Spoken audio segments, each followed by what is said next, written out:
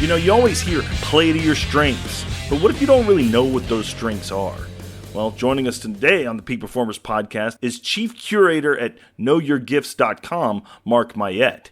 Mark helps people identify those gifts and strengths in order to maximize performance. So, if you'd like to not only know how to determine your own strengths, but also the strengths of team members and coworkers, stay tuned to the Peak Performers Podcast.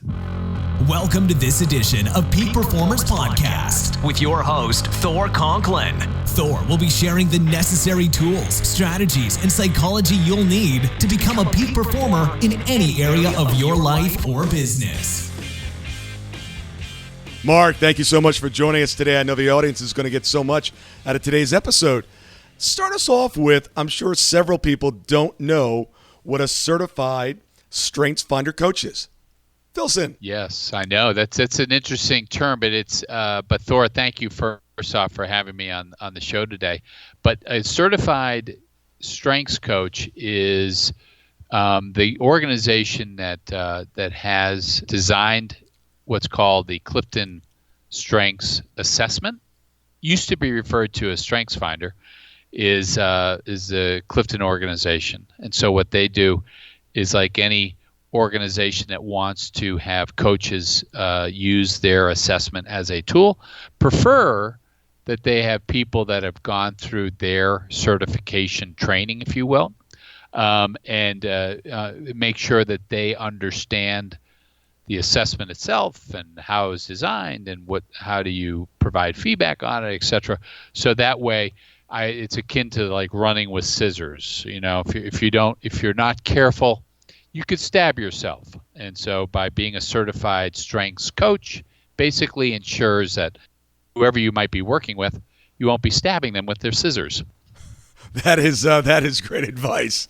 Don't want to get caught stabbing yourself with the scissors. So I know years ago I took the Strength Finders test, and now it sounds like it's morphed a little bit. Does it make sense to take it again? Has it changed? Well, the data and the metadata continues to evolve. However, you know, where people land on that assessment, now 15 million people have now done it, done that particular assessment. And so as a result, people, if they decide to retake the test because, quote, they changed, they'll find about a 70% correlation between where they were previously and where they are today if they took the same test. So 70% of the talents or strengths that bubbled up towards the top are going to still be present. And is it something that will continue to evolve, not necessarily the test changing, but do we change? Do we evolve? Do our strengths change? You know, that's a question that's been asked numerous times, and there is some degree of evolution, but at the core of it, that's why I know we will talk a little bit about entrepreneurship and entrepreneurs, is that I like to always ask entrepreneurs that are entrepreneurs born or made? And to a certain extent, you are born with certain talents and gifts that may evolve into a strength that you're predisposed to be that way. So long-winded way to say that generally you may evolve slightly where a strength might be more enhanced or a strength might be diminished because you haven't focused on it or developing it. It's kind of like a muscle. If you don't work it or don't focus on it, it might diminish in its effectiveness over time. But at the highest level, though, it evolves, but it evolves slightly. Now, most of the audience are entrepreneurs listening today. Are there strengths that you find that are common amongst entrepreneurs that excel at the greatest level? Well, it is interesting because there is an assessment that actually measures entrepreneurial attributes. And it's also through Gallup. That's an assessment that I do with my entrepreneurs, if you will, that are thinking of doing a business.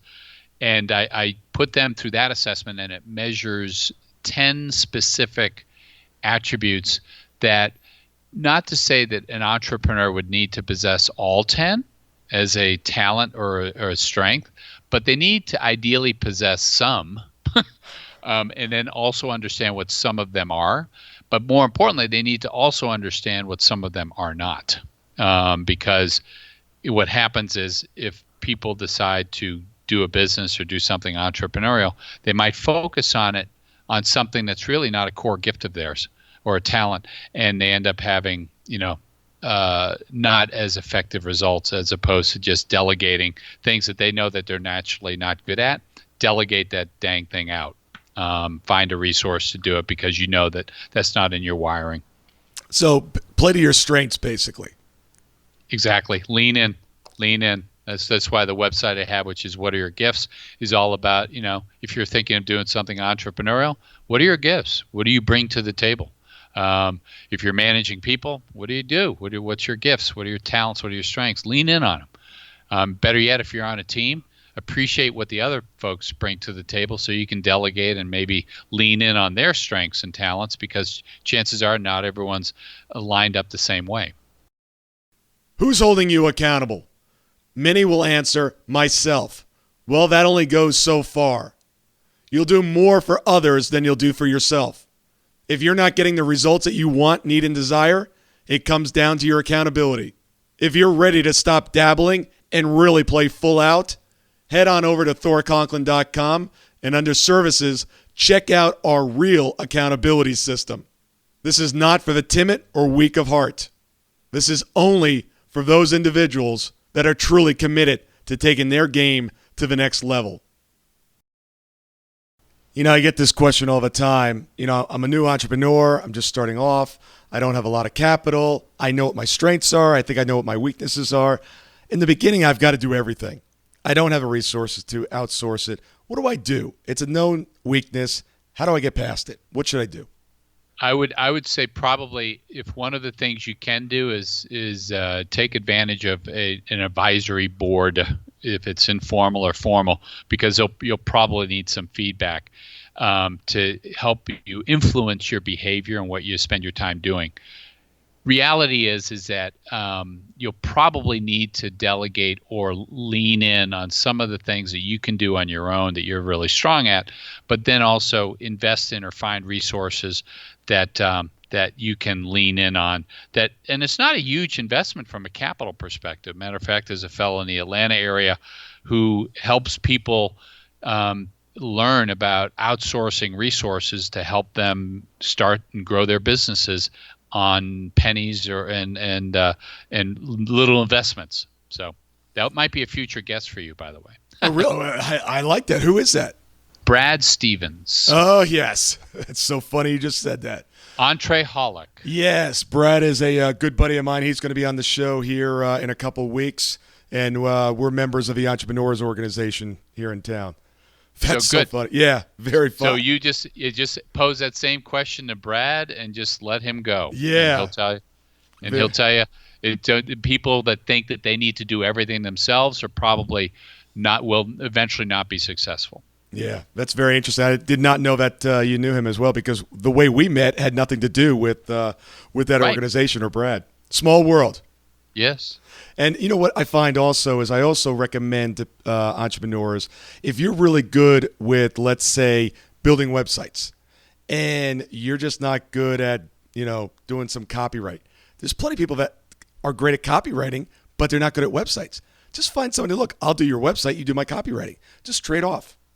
Right. Great way to do it for no dollars. What I'm impressed about Thor is as people evolve in their own professional journey, whether they're an employee or they're an entrepreneur doing their own business, the self-efficacy that people have over time, or ones that are effective, have a high degree of self-efficacy. And I'll give you an example, like John Maxwell. You've heard of John Maxwell, the famous, performance coach, right? Sure. If you listen to John Maxwell, he'll share with you that he shared with his audience in previous past that he's not a good one-on-one coach. He said, I'm not good at coaching people one-on-one because I just know that that's not my wheelhouse. I'm not empathetic enough, or I can't, and I'm immediately jumping to the solution. I'm like, let me tell you what, let's drive to the bridge and we can boat jump. He kind of jokingly says it that way, but his level of self-efficacy is great because it tells me if he understands what his gifts are and what his strengths is, he knows where he needs to be playing to his strengths, and then he delegates the rest out. Tell me some of the things that you find after working with an entrepreneur. You go through the test, and I know it varies from case to case or client to client, but what's some of the common themes that you see coming out where people go, now I understand? What do you see with entrepreneurs specifically? Well, it is interesting on the entrepreneurial side, is that, the assessment that I was referring to, they basically have identified what the key attributes are that people that are doing something entrepreneurial have possessed. And not to say they have to possess all 10, but there are some patterns. You'll have people that at the highest level, you'll have people that fall into one of three areas, and that's what Gallup measures. You're either going to be someone that's an activator, somebody that's very focused on making things happen. They're not afraid to take risk. They're likely to be forceful in their approach for building their business. They work hard to reach their goals. So people might be predisposed in an activation domain, as I like to call it. Then you have other entrepreneurs that are very focused in more a relational domain. So their talents, what they're bringing to the table, is very focused on, creating mutually beneficial relationships. They're very relationship oriented. They can recognize and harness others' abilities. They're really good at aggregating, building teams. They're really good at creating collaborative environments and inspiring creativity. So you have some people that might fall in the entrepreneurial space in a relational domain. The third domain falls into what's referred to as strategic domain.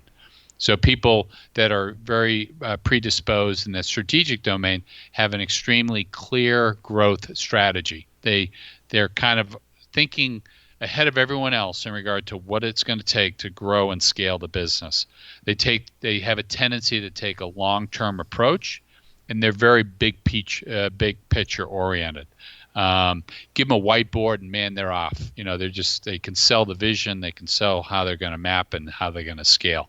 So the interesting thing is you can be an entrepreneur and you might be in a domain that's more activation oriented. You can be an entrepreneur. You might be in a domain that's more relational orientated, or you be an entrepreneur and you can be in the strategic domain. And as you could probably ascertain, Thor, is that ideally, if you're going to be in a team environment, you'll probably want to have people that are some people in the strategic, some people in the relational, and then some people in the activation domains. And then when each of those domains, then they have different attributes that you can actually measure as well. Yeah, it's so important to have other people on the team that have strengths that you don't. And so often the entrepreneur, the executive, falls into that trap of, let me surround myself with a bunch of people like me. And then you just create this environment where there isn't, everyone's, what's the first one? The actuator? Did I get that right? The activation. The activation. And then, there's no relationship, there's no strategic. And it becomes very unbalanced very quickly. Right. Yeah. And it's kind of like, it's akin to a strength. You can overplay a strength, and every strength kind of has a dark side. So if you're in an entrepreneurial mode and all you got in your hand is a hammer, you've heard the analogy. Everything around you looks like a freaking nail. So you just like walk around banging the walls and everything, and it's like that's not the right tool, dude. But that's the only tool they have. So no question. Very often in this interviews when I work with people, I'll ask, what's your biggest strength? And they're like, I get things done. I'm like, okay, what's one of your biggest weaknesses? I tend to get things done and run people over in the process. So, it's very often your strength is also your weakness depending on how it's applied. Thank you so much for listening today. I really do appreciate your time, and I hope you found today's show valuable. If you would like to receive these shows automatically to your phone or to your computer, simply go to iTunes and subscribe. After listening to several of the shows, if you're so inclined, please leave us a 5-star rating, as this helps us reach additional people and spread the message. If you're truly committed to taking your life to the next level and doing whatever it takes to become a peak performer, but something's holding you back, something is blocking your way, and you just can't seem to figure out what it is, send me an email to info@thorconklin.com, and I'd be more than happy to get on the phone with you. We'll schedule a 15-minute discovery call. No obligation, no cost. I absolutely love to hear from the listeners, and if there's something I can do to help, I'd be more than happy to do that. Also, if you found something of great interest in today's show and you want to share that with your friends and family, simply go to my Facebook page, Thor Conklin, click on the episode, hit the share button, and share it on your page. You can follow me at Twitter at Thor Conklin. The website is thorconklin.com. We're constantly adding new free resources, discussing additional tricks, tips, tools, and strategies on how to be a peak performer. Remember, I try to keep these episodes short so you can listen to them during dot time, doing other things, commuting, driving, walking, working out. Decide to be a peak performer in all that you do. And until tomorrow, have an absolutely amazing day.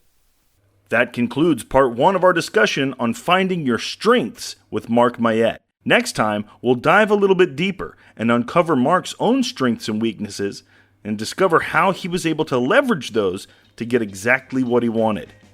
That's next time on the Peak Performers Podcast. We'll see you at the top.